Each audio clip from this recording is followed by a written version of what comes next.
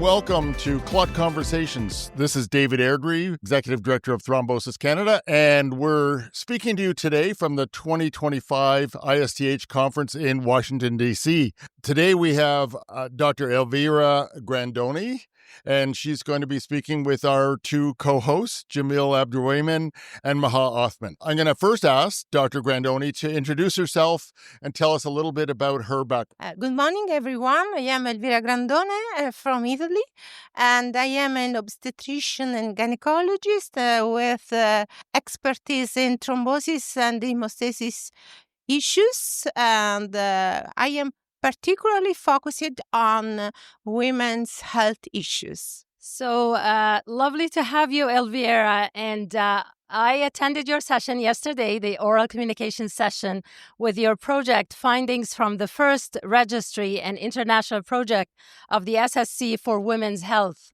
We're excited to have you on our podcast. And I want to start by asking, tell us about the registry, this registry.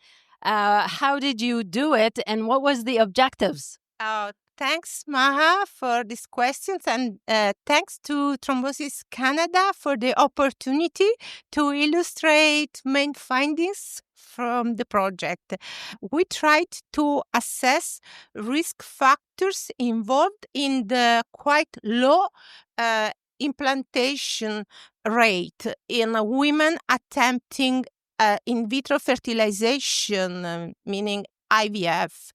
And we have worldwide a percentage of pregnancy rate about 35%, but we would like to increase this number in order to avoid possible complications related to hormone treatment that are at the basis of the IVF attempt. And we started in a cohort of women with 2 or more IVF failures. We started in 2015 to collect the data in a prospective way.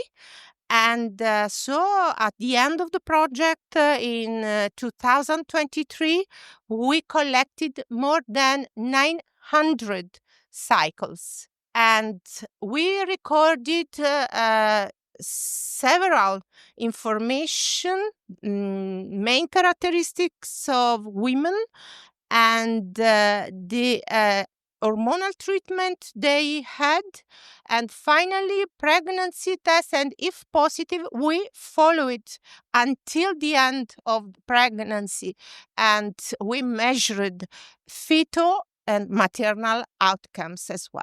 Main findings as far as the antithrombotic treatments are concerned, main findings have indicated that an antithrombotic prophylaxis, and especially the use of low molecular weight heparin, can be helpful in improving the number of pregnancy positive tests as well as the number of live births. So this is very exciting and large number of women. I'm wondering if you can clarify the impact of these findings in future. Yes, thanks. This is a very important question, Maha. And we know that there is a very huge, not appropriate prescription of heparin as well as aspirin in women approaching IVF. So, from my standpoint, these findings will help to orient the prescription of antithrombotic drugs to the right women. I think that this data indicates that we can in future try to prescribe this treatment to oldest women, because age is an important predictor of delivery of live births, And so I think that older women with more than 2 IVF attempts in the past, and women with maybe comorbidities can have a positive effect in terms of live births if we use low molecular weight heparin. At the same time, I would like to underline that we should discourage the prescription of low molecular weight heparin to young women at first attempt with previous at-term pregnancies, both from conception, natural conception, as well as IVF conception. So lots of hope for future for women, of course. And I understand that the study has been completed and you're getting ready to publish or writing the manuscript and submit it. Pleased to see that the ISTH SSC for women's health on thrombosis and hemostasis have been supportive. So this is a project under the auspice of the SSC. And I want to see, or I want to ask when do you anticipate the manuscript will be online? Thank you again, Ma. And this is the right occasion to underline that Professor Othman trusted in this project from the very beginning, as I said yesterday, of the project. And she was on our side when she was the chair of the SSC for Women's Health.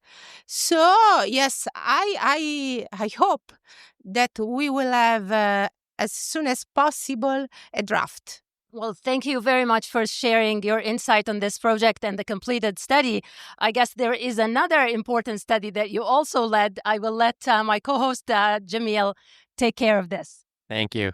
So you also worked on a project that you presented data on pregnancy-associated thrombosis, hemorrhage, and anemia, the PATH project. Can you tell us about that?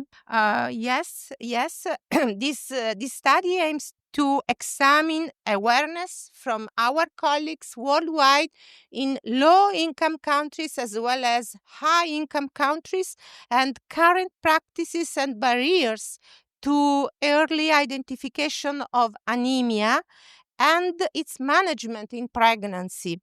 And we have also, together with, again, Dr. Othman and other colleagues in the frame of the ISTH, we have, as I said, another aim that is to assess the awareness of anemia as a risk factor for venous thromboembolism and postpartum hemorrhage in women and pregnancy in low and high resource settings. Okay, that sounds really interesting. So tell us about the study. What did you guys find? Yes, and we have almost completed the first part of the project, and we administered a questionnaire to our colleagues. It's completely free. They can download from a QR code or from a link in the ISTH website. And so we are showing now preliminary data from this questionnaire. We have so far collected more than 50 questionnaires, but our goal is to obtain about 100 questionnaires, and we think that the heterogeneity of people who are answering to these questions is a plus value for us, because we could understand the different approaches to these issues in according to different professionals. Maybe I'll ask David, are we able to put a link to the survey with the podcast? Okay, perfect. You'll find the links in the notes to our podcast if you want to check that out. So I want to take a time also to emphasize the importance of answering this questionnaire. We require global data, national and international. So please fill in the questionnaire if you are dealing with pregnancy with anemia. This is a risk factor for both bleeding and thrombosis. We need the data so that we can improve practice. Thank you so much for sharing the two important studies in women's health, and thank you for your time. And thank you, Dr. Dr. Grandone, for your insights and your sharing your results with us at this podcast. Thank you to Jameel and to Maha again for the interview today from the ISTH in Washington, D.C.